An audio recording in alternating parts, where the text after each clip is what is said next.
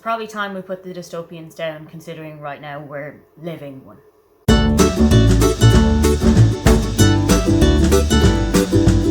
Hi, welcome, come on in. My name is Aoife and today I'm going to take you through a couple of books that can probably take your mind off everything that's going on in the world right now. We are in a little bit of a crisis, and I think during a crisis the best thing to do is to revert to everything that gives you some comfort. So if you want to have some of your comfort foods, if you want to live in your pajamas, if you want to go back and watch some films that you used to watch when you were a kid growing up that always made you feel a bit better. But for me, the biggest comfort right now is books. I know that quite a lot of people are not reading as much as they used to, but right now books are kind of what's getting me through all of this. So I've put together a couple of books that give me a little bit more comfort and make dealing with everything that's going on a little bit easier. Maybe they'll help you too. Also, tea is an essential comfort item. So the first book that I'm going to recommend is Matilda. But you could go for any of the Roald Dahl books. I'm just going to choose Matilda because it's one of my favourite Roald Dahl books. Matilda is about one of the world's biggest bookworms. Matilda Wormwood is, I think, 5 or 6 for the majority of the book. Matilda is one of the world's most prolific bookworms. She's already read Charles Dickens by the time she's like 4, which is a very admirable thing to do for a 4-year-old. Quite a lot of the book follows her when she is attending Truncham Hall, when she is getting to grips with the principal of the school, who is Miss Trunchbull, when she is encountering some of the people in her class like Lavender, and her family life as well. That's quite a big theme in the book. Okay, the situation with her family might not make this seem like a big comfort book, but I think there is a lot to love about Miss Honey. She is the kind of teacher that we all look back on and say, I had somebody like this, or I wish I had somebody like this when we were in primary or in secondary school or whenever. I think going back to Roald Dahl is such a comfort because the stories are so connected to our childhoods and we know them without having to really read the pages. It's just one of the easiest ways to unwind and forget about what's happening outside. Another really great way to just unwind is one of the world's most famous book series, Harry Potter. I barely need to say anything else. There isn't one of us who wouldn't like to escape to Hogwarts right now. I mean, when you take out the part of Voldemort trying to take over the world. But if we could all sit in the Great Hall and enjoy the feast, if we could go to the library and take out some of the books that are there, if we could sit in the dormitories and just read or chat or kind of calm ourselves down and give each other a little bit of a pep talk, I think escaping to Hogwarts at the moment is a really great way to just de-stress. Another fantastic comfort series, one that I will for sure be returning to in the next couple of weeks, is the To All the Boys I've Loved Before series by Jenny Han. You don't even have to read the books, you can also just watch the first 2 films on Netflix, or why not do both and then have a little bit of extra comfort. The story follows Lara Jean Covey-Song, who lost her mother when she was quite young, and now she lives with her dad and her two sisters, one of whom is younger, one of whom is older. And Lara Jean has written 5 letters to the boys that she has loved throughout her whole life, and they get delivered one day. She keeps them in a little hat box that her mother gave to her when she was young. She keeps them in her cupboard, but they have been delivered one day, and now she kind of has to deal with the consequences of one of them going to the school's most popular boy, Peter Kavinsky.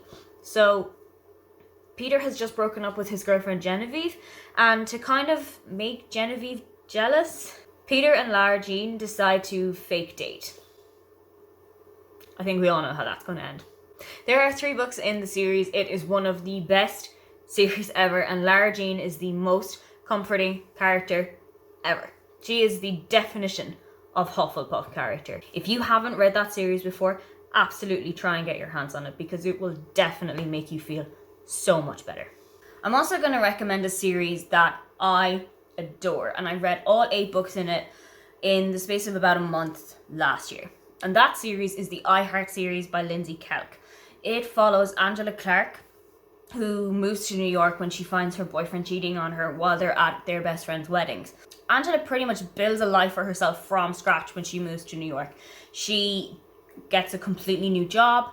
She finds love, she finds a great apartment, she finds some really great friends, she still manages to keep in touch with a lot of people from home.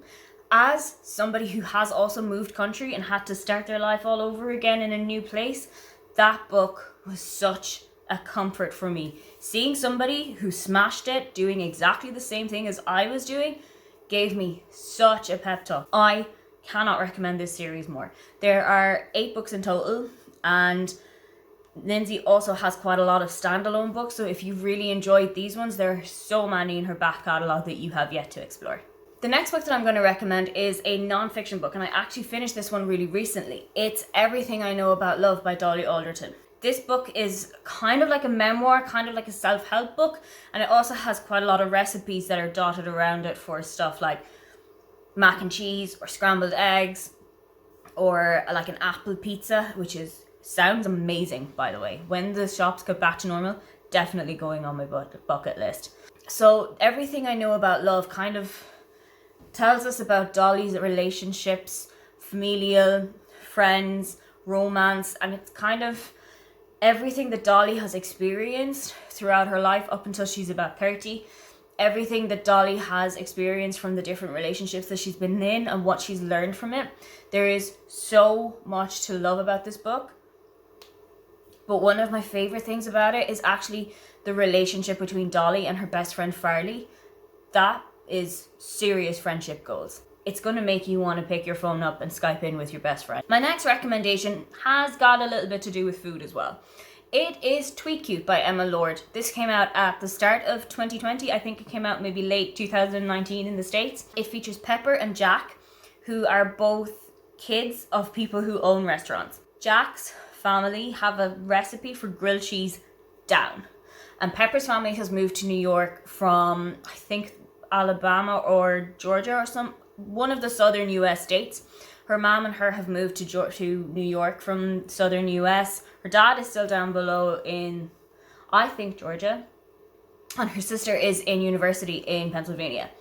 And Pepper's mother owns a burger chain, and they have also got a grilled cheese on the menu, but it's really similar to the one on Jack's family menu.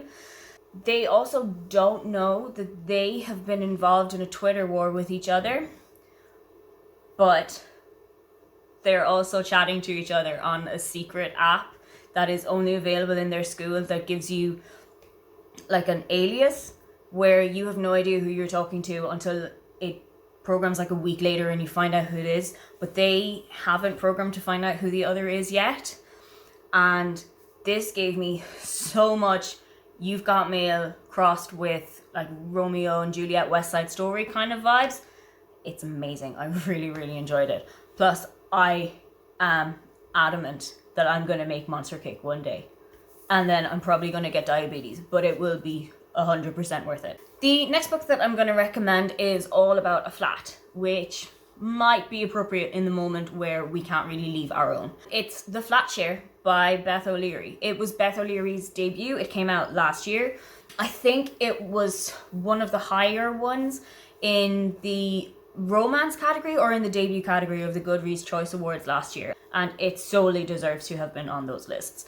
It follows Tiffy and Leon, who have slightly different working schedules. So Tiffy works in your general 9 to 5 kind of a job, whereas Leon works in a hospice and he works a lot less social hours. So both of them are looking for an apartment to live in London.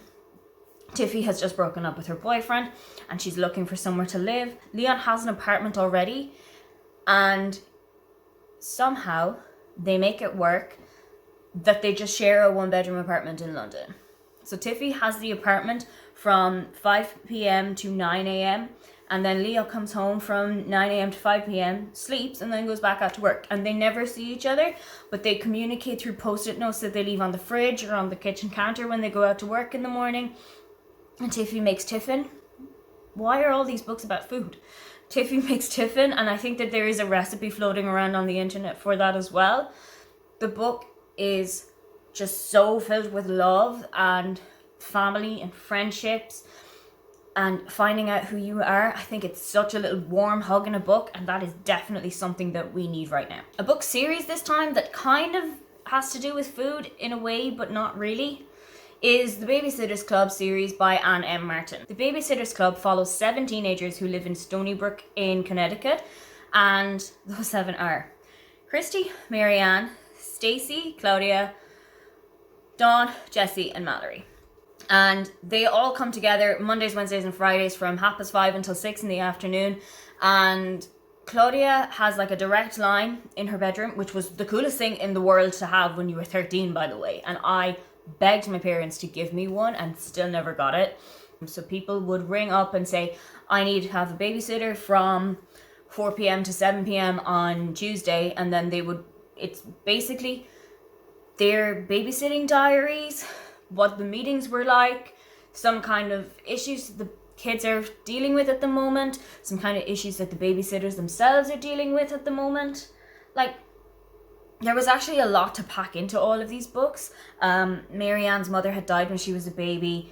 Stacey was diabetic. Christy's parents were divorced. Stacey's parents got divorced. Mallory is one of 8 kids. This book series is super long in that there's so many books. I think there's something like 130 of the Babysitters series, and then there's the mysteries, and then there's the summer specials, and then there's so many books. So if you really enjoy those books, you have such a world to discover. But also they're really short in that each of the books is like 150 to 250 pages maximum. You could probably get through one of the books in an hour to an hour and a half. They are fantastic, and I revisit them every couple of months just to zone out and go back to when I was like 12, 13 and kept going to the library every Tuesday, picking up 2 new books, bringing them home and just devouring them for the week. The final book that I'm going to recommend is another non-fiction book, and this book will really reset you. It will completely zone you back out to zero, and that is Notes from a Nervous Planet by Matt Haig.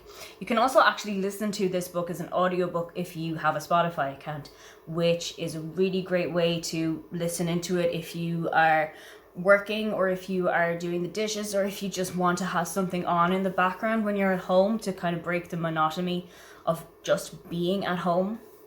But this is the second of Matt's non-fiction books, at least the second of his non-fiction books that I've read, but it discusses a lot about social media and how social media can make you really anxious, and trying to keep up with social media can make you really anxious. And it's got some really great tips on how to just ignore social media for a bit and just reset yourself. I think in a world where there is so much panic and so much concern and worry going on right now, that kind of book is definitely something that we need. So I hope that those books will give you a little bit of comfort over the next couple of weeks when we have not really got a clue what's going on. What kind of books do you recommend that are comfort reads? Or what kind of books give you a little bit of comfort? Don't forget to like and subscribe. I'll have new videos every week. Now get on out of here.